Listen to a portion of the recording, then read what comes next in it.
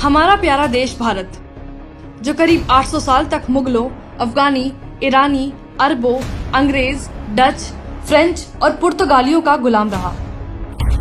गुलामी के इस कालखंड में 600 साल राज करने वाले वो सुल्तान थे जिन्होंने बड़े स्तर पर भारतीय संस्कृति को खत्म किया, नरसंहार किए, मंदिर और मठ तोड़े, जबरन धर्मांतरण किया और अंत में देश के धर्म के नाम पर टुकड़े हो गए। दूसरी तरफ 200 साल राज करने वाले वो अंग्रेज थे जिन्होंने देश को जमकर लूटा। करीब 2.5 करोड़ भारतीय इन शताब्दियों में अकाल के दौरान भूख से मर गए।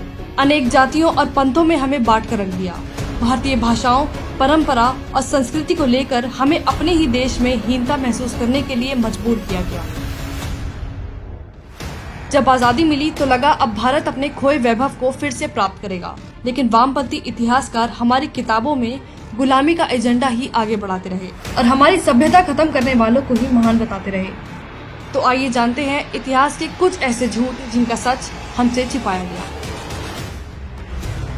वामपंथी इतिहासकारों का सबसे बड़ा झूठ ये था कि वैदिक काल में शूद्रों को शिक्षा का अधिकार नहीं था, इसलिए सूत पुत्र होने के कारण कर्ण को द्रोण के गुरुकुल में शिक्षा नहीं मिली थी, जबकि महाभारत के अनुसार कर्ण ने सबसे पहले द्रोणाचार्य से ही धनुर्विद्या सीखी थी और वहीं पर कर्ण और दुर्योधन मित्र बने थे। वेदों में शूद्र कुल से आने वाले ऋषियों की स्तुतियां तक हैं, यानी वैदिक काल में शिक्षा का न सिर्फ सबको अधिकार था, बल्कि छोटी जाति के बच्चे राज परिवार के साथ ही गुरुकुल में पढ़ते थे।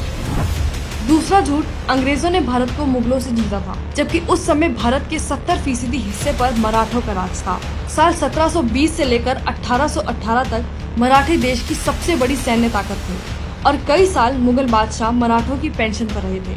लेकिन वामपंथी इतिहासकारों ने मुगलों को महान दिखाने के लिए मराठों के शौर्य के बारे में हमें बताया ही नहीं। तीसरा झूठ, अंग्रेजों के आने से पहले भारत सिर्फ सपेरों और मदारियों का देश था, लेकिन अंग्रेजों के आने से पहले विश्व की जीडीपी में भारत की हिस्सेदारी 25% और मुगलों से पहले 30% से भी ज्यादा थी। और इस दौरान ब्रिटेन की विश्व जीडीपी में हिस्सेदारी मात्र 2.9% थी, जो 200 साल की गुलामी में बदलकर भारत की हिस्सेदारी 3% और ब्रिटिश साम्राज्य की 25% हो गई थी। आज आजादी के 70 साल के बाद भी विश्व जीडीपी में भारत की हिस्सेदारी 7% है।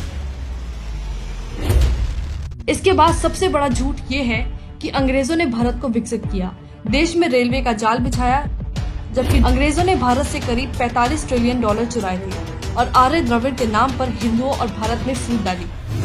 वामपंथी ही कहते हैं कि अगर अंग्रेज भारत नहीं आए होते तो हमारी शिक्षा प्रणाली विकसित नहीं हुई होती। लेकिन आपको बता दें कि अंग्रेजों और मुगलों के आने से पहले भारत में नालंदा, तक्षशिला, कांची, विक्रमशिला जैसे कई विश्वविद्यालय भारत में थे, जहाँ पूरे विश्व से लोग शिक्षा लेने के लिए आते थे। नालंदा की लाइब्रेरी में तकरीबन 90 लाख पांडुलिपियां और हजारों किताबें रखी हुई थी। इसके बाद दूसरा सबसे बड़ा विश्वविद्यालय था तक्षशिला, जो 800 साल तक अस्तित्व में रहा। भारत आज विश्व का एकमात्र जीवित प्राचीन सभ्यता वाला देश है। जब विश्व कपड़े पहनना नहीं जानता था, तब भारत हड़प्पा सभ्यता में असंख्य मूर्तियां, बैल, नंदी, मातृ देवी, बैलगाड़ी और शिवलिंग बना रहा था, जो चित्रकला, स्थापत्य कला, मूर्ति कला का बेजोड़ उदाहरण है। भारत को छोड़ के दुनिया का कोई भी देश आक्रांताओं को महान नहीं बताता होगा, लेकिन हमें वामपंथी इतिहासकारों ने यही पढ़ाया ताकि हम हमेशा मानसिक गुलाम रहे और कभी अंग्रेज तो कभी इटली वालों को राज देते रहे। इसलिए हीनता के इस बहाव से बाहर निकलिए, अपने देश, पूर्वज, इतिहास और संस्कृति पर गर्व कीजिए। वंदे मातरम।